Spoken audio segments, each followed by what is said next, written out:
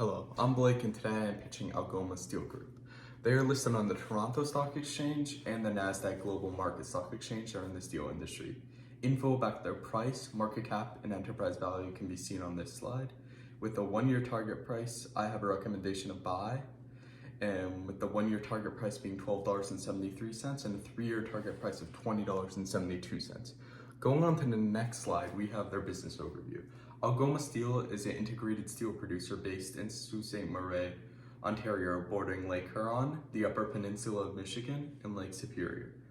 They have a diverse set of capabilities ranging from sheet steel to steel plate, and a diverse set of both finishing capabilities, resulting in a diverse distribution to many industries shown on the slide.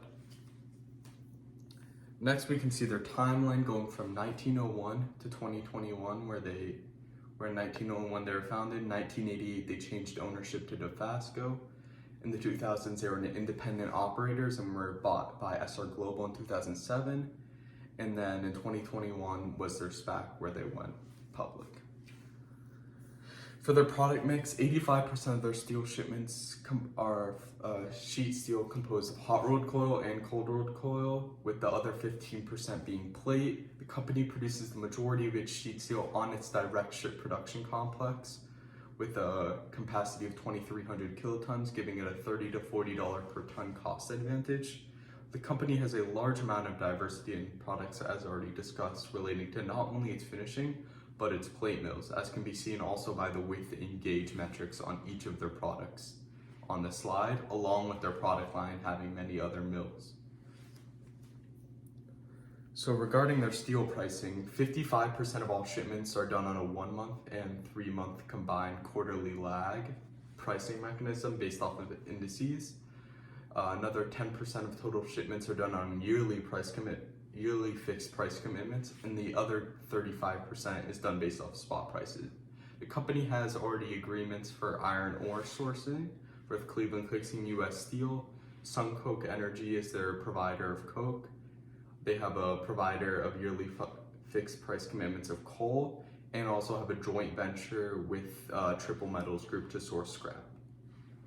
This is all done from their Great Lakes region, giving them a good cost advantage. And this is all shown in the model on screen. So their industry is comprised of large integrated basic oxygen furnaces, along with electric arc furnaces. As can be seen on the map, this is the position of all flat rolled electric arc furnaces in relation to Algoma Steel. And their position on the Great Lakes not only gives them a great advantage for pricing of inputs such as iron ore and coal, but also a customer cost advantage, as they are closer to many customers by proximity. Along with this, we can go into their plate mill modernization, where they are not only enhancing the quality of their plate mill and thus increasing its margins, but also doubling its capacity from 350 kilotons to over 700 kilotons. This project, which has already spent $90 million in capital expenditures, will approximately take $45 million more capital expenditures this year in order for the second phase of quantity increase to occur. And it should be gone pretty well. The more important thing is the electric arc furnace transition. This will be a transition that will be done by mid-2024 and be fully completed by 2028. Though the benefits will be realized practically immediately in 2025. The budget for this is 700 million Canadian dollars. 200 million of this will be funded by the government through a loan, which will become a grant due to carbon emission reduction. And before tax return on invested capital through a combination of incremental EBITDA through capacity expansion of 700,000 tons, carbon tax savings, product mix improvements through that redirecting rate will all lead to a before tax ROIC of 35 to 40%, as seen here. And also the transition itself can be seen on this slide on what it really means to go from basic oxygen furnace to electric arc furnace. The mode analysis, as we already covered, this is a simple review. We first of all have the product diversity we talked about with the finishing options in the plate, pricing advantage not only for steel with its contracts and versus spot, but more it's yearly fixed contracts for materials, geographic positioning, not only giving it a cost advantage for sourcing materials, but also for selling to customers by proximity, and also its electric arc furnace, which will give it significant advantage as a green steel producer while reducing maintenance, increasing capacity, avoiding carbon taxes, and giving them a huge cost advantage. Going next into is we have the ESG considerations, which we have touched on lightly. We have legacy environmental liabilities. Considering their 100-year history, this is very important, though they have settled it with a $4.3 million yearly payment and a $13.5 million letter of credit to offer as assurance.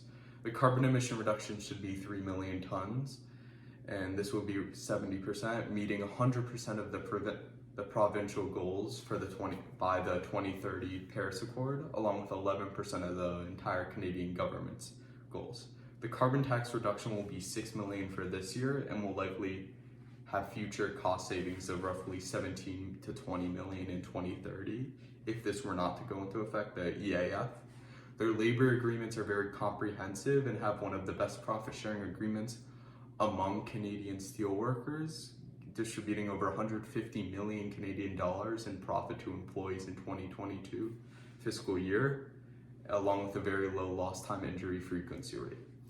Along with this, they had a water advisory effect due to an oil spill in the St. Marie River, though that is not a worry as no fines have been levied yet and it has been mostly dealt with. So Algoma is dealing with rising energy costs very well, considering with their basic oxygen furnace, they can go between not only natural gas and coal, but they also have electrical inputs where they have actually a cogeneration facility with a local grid supplier. So this definitely gives them an advantage to deal with rising energy costs. But once the electric arc furnace transition goes through, the funding by electricity will be fully connected to the grid by 2028, and they would be able to be much less affected by volatility in pricing of energy. Going to management, they have a pretty solid team with the CEO just coming in recently, but having a good amount of experience in metal. And the past CEO was still on the board of directors, with the CFO having a long time at the company, which is always nice to see. The shareholder base is largely consisted of actively managed capital, which I expand on, notably in this slide, which you should take a look at. And then in regards to capital return, it's composed of stable 5-cent quarterly dividends, along with a normal course issuer bid occurring every year for 5% of shares outstanding and substantial issuer bid. Going into it quickly, the peer analysis is very important, as Algoma, as can be seen here with the multiples, is very low even compared to the lowest relative peer, being Stelco. They're very lowly priced, and besides actual financial results, which I will cover, this really does clearly show how undervalued they are. So as I just covered in my estimates on the previous slide before valuation, they should see quarter 2 free cash flow of 140 million, including EAF expenditures. And modeling into the future, all of this, pretty conservative prices below 20-year average prices, along with a 12% long-term EBITDA margin, we arrive at the previously mentioned price targets of $12.73 and the price target of $20.72. This does not include the effect of warrants, though that can be offset by a 5% of purchase price allocated to warrants in order to offset future dilution in case of the exercising. So pretty much returning to it, here's my investment summary. This is the opportunity to become for Algoma to become the greenest steel producer in North America, with lowered emissions, lowered carbon taxes, and government financing through the Strategic Innovation Fund. Along with this, they have access to a deep water port, and their geography makes them very ideal for low-cost sourcing of materials and customer sourcing.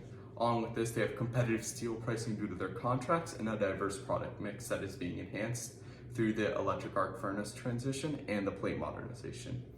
As said before, I think this could grant a 1-year return of 58% and a 3-year return of 156%. Here are the investment risks regarding plate modernization, electric arc furnace performance, commodity markets, along with catalysts of financial outperformance and completion of the aforementioned products. I hope you have a great rest of your day, and thank you for listening to my pitch of Algoma Steel.